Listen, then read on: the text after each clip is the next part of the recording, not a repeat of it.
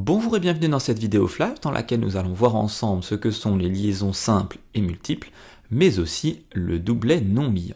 Pour rappel, une molécule est un assemblage d'atomes.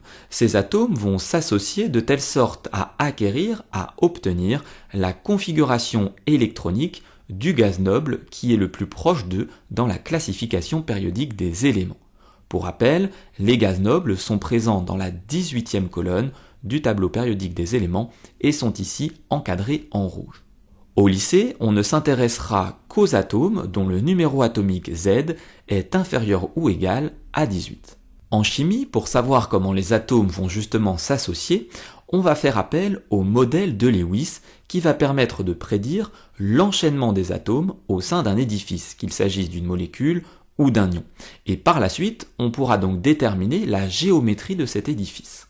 L'ensemble des électrons de valence de l'édifice, les électrons de valence sont pour rappel les électrons présents sur la dernière couche électronique de l'atome, vont en fait se répartir en deux types de doublets, les doublets liants et les doublets non liants que l'on va définir maintenant. Un doublet liant, que l'on appelle également liaison covalente, résulte de la mise en commun de deux électrons de valence par deux atomes.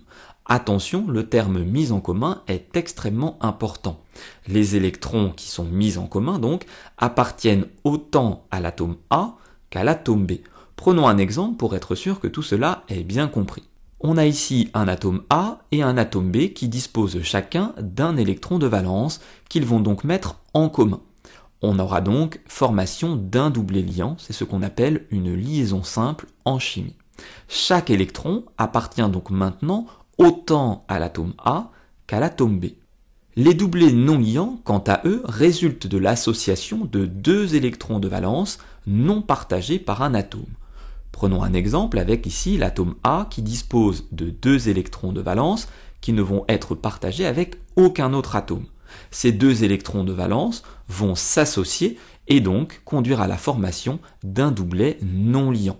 Non liant puisque ces deux électrons ne vont pas participer à la formation d'une liaison avec un autre atome. Seulement voilà, deux atomes peuvent mettre en commun plusieurs de leurs électrons de valence.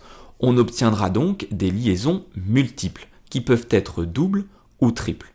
Reprenons l'exemple de nos deux atomes A et B.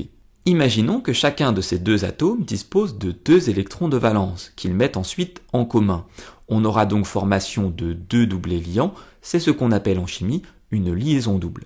Il est également possible que nos deux atomes disposent cette fois-ci de trois électrons de valence et qu'ils mettent en commun tous ces électrons.